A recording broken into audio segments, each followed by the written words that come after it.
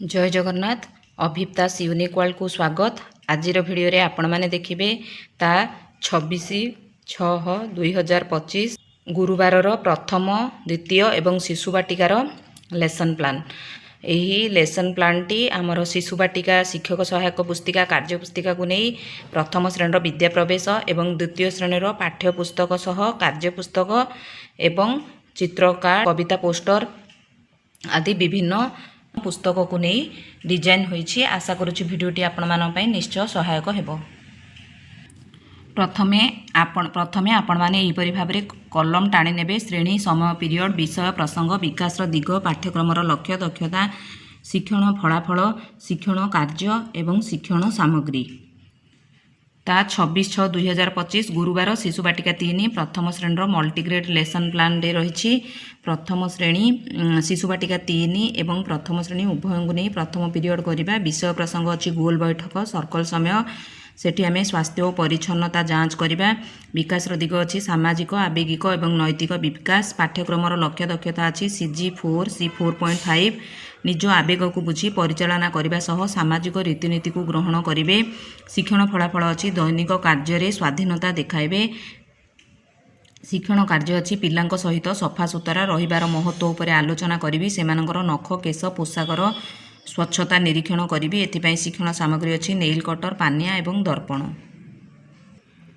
शिशु बाटिका 3 द्वितीय पीरियड रही मुक्त खेल। विकास दिग अच्छी शारीरिक विकास पाठ्यक्रम लक्ष्य दक्षता अच्छी CG3 C3.2 विभिन्न शारीरिक कार्यकलाप समन्वय प्रदर्शन करेंगे। शिक्षण फलाफल अच्छी पिलामाने स्वशिक्षण पर चेष्टा करेंगे। शिक्षण कार्य रही अन्वेषण कोणरू मापिबा टेप आनी निजकू सांगसाथी को टेबुल बारंडार लंब ओसार को मापिबे। शिक्षण सामग्री अच्छी मापिबा टेप। सप्ताह 3 दिवस 6 तेणु दिवस 6 टी पुनरालोचना हेब। विषय प्रसंग अच्छी DG1 HW कागज भंगार मजा विद्या प्रवेश शिक्षक सहायक पुस्तिकार 63 पृष्ठ आपण माने पाई परिबे। विकास दिग अच्छी शारीरिक विकास पाठ्यक्रम लक्ष्य दक्षता अच्छी HW 3.8 CG3 C3.3 निज हाथ द्वारा कार्य करने समय सठिकता अवलंबन करेंगे। शिक्षण फलाफल निज पसंद और आग्रह उपर आधार करी दायित्व बहन करेंगे। शिक्षण कार्य अच्छी पिला मानकु कागज रे डंगा तैयारी करिबा पई कहिबी। एथिपई शिक्षण सामग्री अच्छी कागज एवं अठा।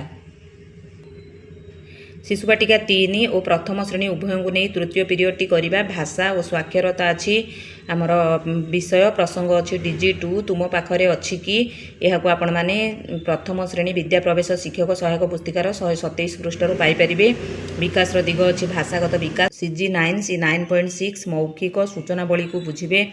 शिक्षण फलाफल अच्छी चित्र देखी कहे। शिक्षण कार्य अच्छी पिला फल और पनीपरिवार मॉडल देवी। गोटे दल फल और परिबा देखाइले तुम पाखरे अच्छी कि बोली पचारे एवं अन्य दल अच्छी कि नहीं ताहा कहिबे। एथिपाई शिक्षण सामग्री अच्छी परिबा एवं फलर मॉडल।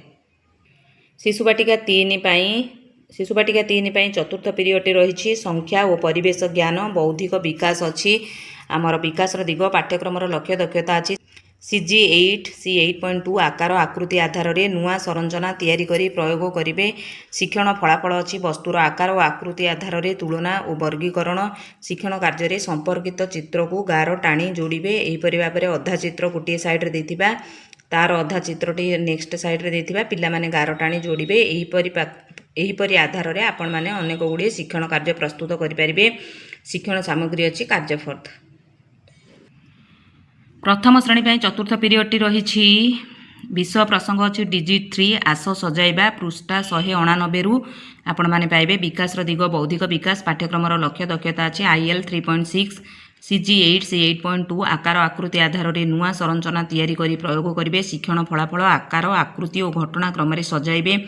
शिक्षण कार्य अच्छी निज परिवेश रे देखुथिबा गोलाकृति आयताकृति एवं त्रिभुज आकृति जिनिसर नाम कहिबे। चट्टान रे एहीपरि आकृतिर चित्र करा जाइथिबो सेठी निर्दिष्ट आकृतिर जिनिस को नहीं रखिबे। एथिपाई शिक्षण सामग्री अच्छी आयताकृति गोलाकृति एवं त्रिभुज आकृतिर मॉडल सहित बॉल डस्टर एवं विभिन्न प्रकार जिनिस आपण माने नहीं पारिबे।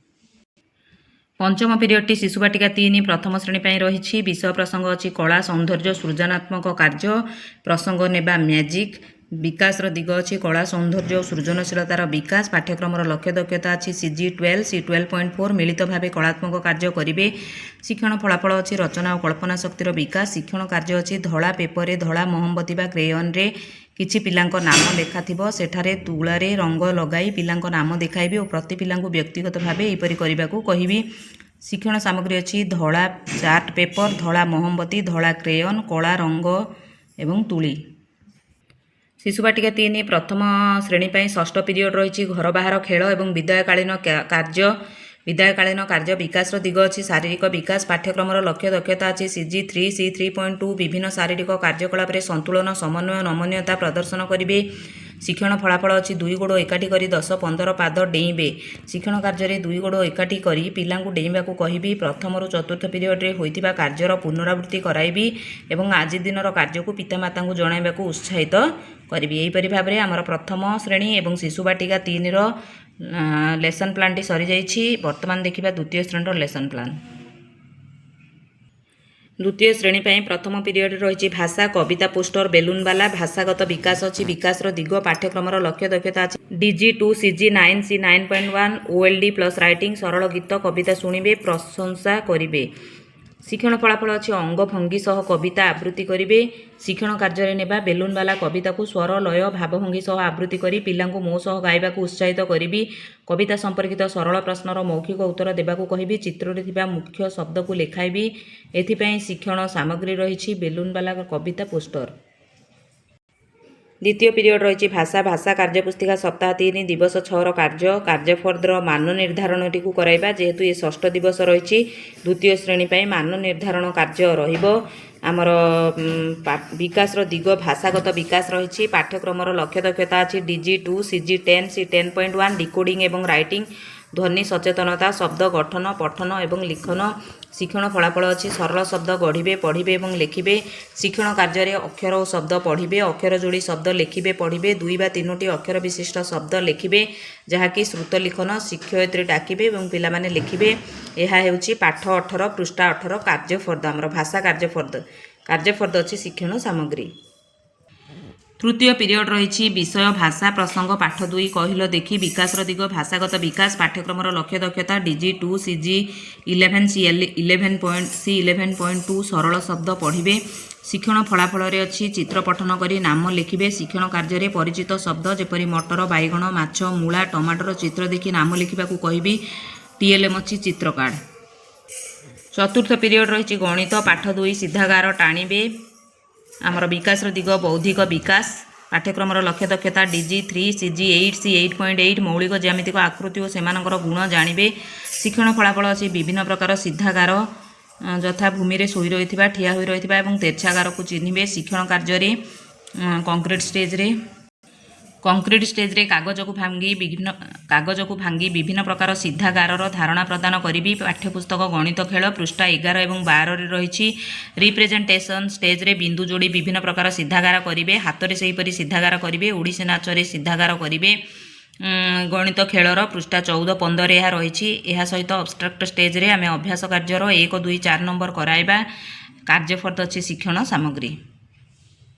ପଞ୍ଚମ ପିରିୟଡ଼ ଅଛି ଗଣିତ କାର୍ଯ୍ୟପୁସ୍ତିକା ସପ୍ତାହ 3 ଦିବସ 6ର କାର୍ଯ୍ୟ। ମାନ ନିର୍ଦ୍ଧାରଣ ରହିଛି। ବିକାଶର ଦିଗ ବୌଦ୍ଧିକ ବିକାଶ ରହିଛି ଦେଖିପାରୁଛନ୍ତି ଆପଣମାନେ। ସେହିପରି ପାଠ୍ୟକ୍ରମର ଲକ୍ଷ୍ୟ ଦକ୍ଷତା ମଧ୍ୟ DG3 CG8 C8.8 ଉପରୋକ୍ତ ଆଧାରରେ ହିଁ ରହି ଆମର ଶିକ୍ଷଣ ଫଳାଫଳ ମଧ୍ୟ ସେହି ଉପରୋକ୍ତ ଆଧାରରେ ରହିଛି। ତାପରେ ଶିକ୍ଷଣ କାର୍ଯ୍ୟରେ ଅବଷ୍ଟ୍ରାକ୍ଟ ଷ୍ଟେଜରେ କେଉଁ ଅକ୍ଷର ତେର୍ଛା ଗାର ଅଧିକ ଅଛି ଠିକ୍ ଚିହ୍ନ ଦେବେ।